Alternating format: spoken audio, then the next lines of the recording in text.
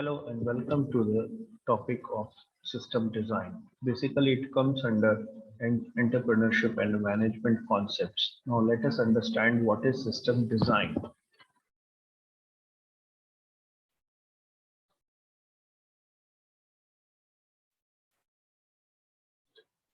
First of all, system design is interconnected and interrelated group of components which has a common goal or an objective. This common goal and objective is decided by the management itself. Now the organization has major subsystems like departments, programs, divisions, teams, etc. Now each one of these systems has a way of doing the work or performing the work along with their subsystems, because collectively these subsystems are known as a complete system. Now to achieve the common overall goal of the organization, often these systems and the procedures are defined by certain plans, policies, and procedures. Now, let us have a look to the example, the diagram, which clearly shows that outside the system, it is an outer world, which means the environment, and inside the boundary of the system, we have various subsystems available with us.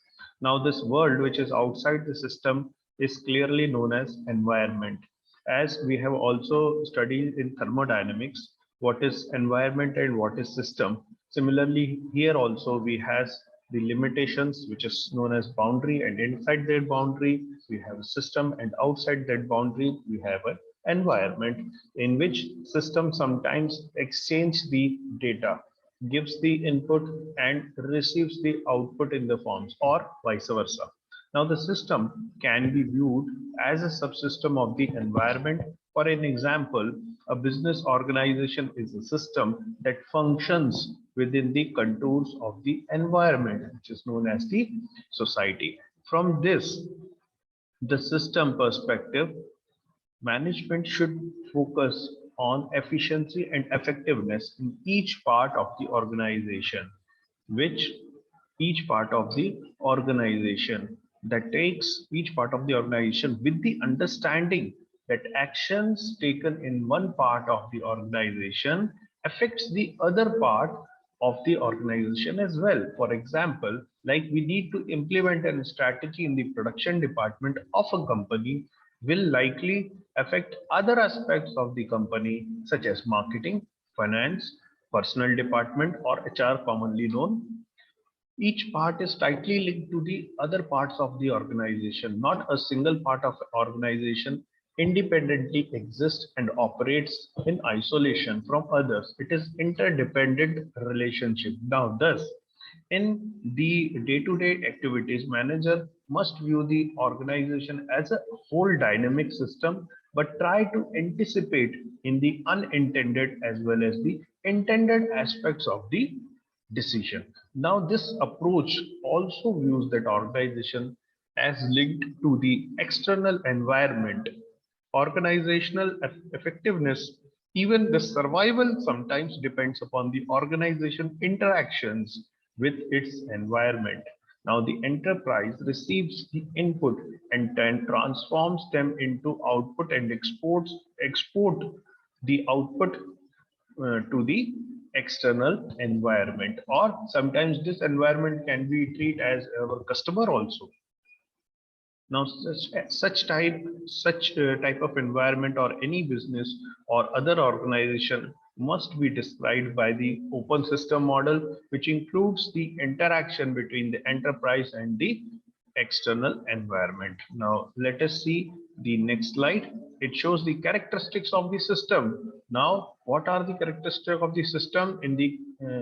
Commonly, if we see any system, we have characteristics like organization, interaction, interdependence, integration, central objective. Now what are these? First of all, these are, first one is organization. So organization implies structure and order. It is the arrangement of components that helps to achieve the objectives. Hierarchical relationships starting with the president on the top, that is the owner, and leading downward to the blue collar worker, with the bottommost, which represents the organizational structure. Then comes the next, it is called the interdependence. Now, what is interdependence? It is the concerned with how a system is tied together. It is more than sharing a physical part or location. It means that the part of the system or the system part or location within the system, even though each part has its own performance level. Now the integration comes. Now integration shows how well all components or subsystems of that particular system is working together or tied together to work and perform. So here the integration produces a synergy effect. Then comes the central objective. Then comes the central objective. Central objective, which is definitely designed by higher management or top management. The objective may be real or stated on the board. The objective is determined by higher management, and the user must be aware about the central objective well in advance. Now let us see the next slide. The types of the system. Types of the system, it includes open system, closed system, physical or theological system. Then comes the feedback or feed forward system. The next one is man and machine system. Last one is probabilistic system or deterministic system. So let us go to the first one. What is open system? An open system, basically, it continuously interacts with the environment. It receives input from the external environment and delivers the output to the external environment, that is the outer world, which is environment. The next one is closed system. A closed system is basically isolated from the environmental influences. That here is what is isolated from the environmental influences, means that there is no exchange of giving any receiving or giving any data in the form of input or output. And next is physical or theological system. So physical systems are basically tangible entities that may be static or dynamic in operation. Then comes the next one, that is the feedback or feed forward system. So we'll understand definitely in the next lecture with some different context like boundary and interface complexity. So we'll discuss in next lecture surely. Then comes the man-machine system. The man-machine system consists of the man, the machine, and the environment. It is the artificial in nature and the development for a particular task to fulfill. Then last is probabilistic system or deterministic system. A deterministic system is one in which the occurrence of all the events is perfectly predictable.